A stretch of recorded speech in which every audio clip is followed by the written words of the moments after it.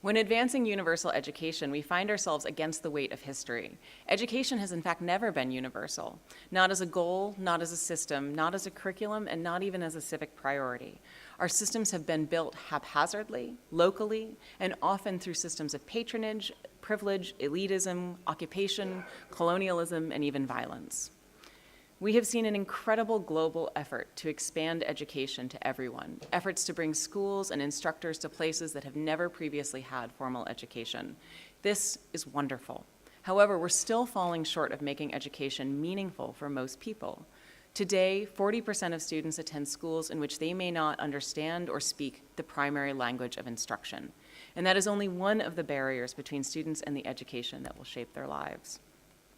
What happens when you can't learn in your mother tongue? You face almost insurmountable barriers to learning. In 2008, the World Inequality Database on Education found that only 25% of students in Côte d'Ivoire who were educated in a language that they did not speak at home were able to master basic reading skills. That means 75% of students, 3/4 of every classroom, were not achieving basic comprehension in reading due to the fact they were being educated in a language other than their mother tongue. You may lose your own connection with your community. There was a period in the United States and actually many colonial countries in which indigenous people were taken from their families and educated at boarding schools. There's a gentleman named Bill Wright who spoke about this at length in the United States, talking about how when he went to one of these boarding schools, he not only lost his language, but his Native American Indian name. And he said, I remember coming home and my grandmother asked me to talk Indian to her, and I said, Grandma, I don't understand you. And she responded, then who are you? There are foundational aspects about our ability to learn in our mother tongue that are core to who we are and our ability to connect with our communities and opportunities. So while many cultures have rich histories of learning, much of the world's knowledge is also not currently available.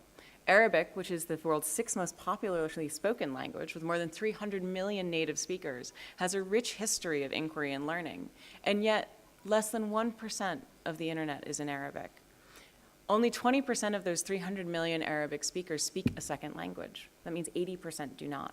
That is 240 million people in the world who have access to less than 1% of all that is known and shared online.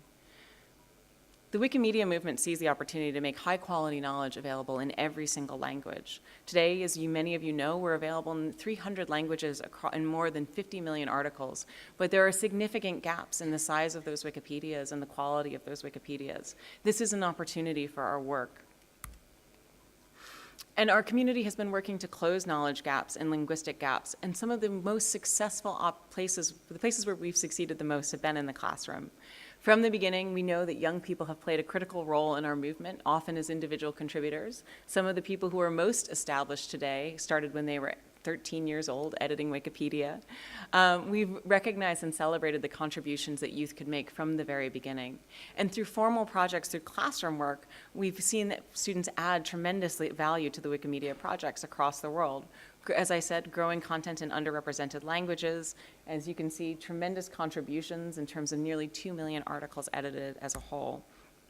And I want to use a very specific example of the Hashemite University in Jordan, which has been supporting Wikimedia in education since 2015 in collaboration with local volunteers and the Wikimedians of the Levant user group. More than 500 students have participated in 12 courses in 2017, and by 2018, 54 students formalized a university club to focus on improving content in Arabic Wikipedia. To date, they've edited more than 1,300 articles, 1,300, and added nearly 2 million words to Wikipedia. Much of the content that they've created, too, has been focused on medical content in Arabic, making an essential contribution to a major critical area of knowledge.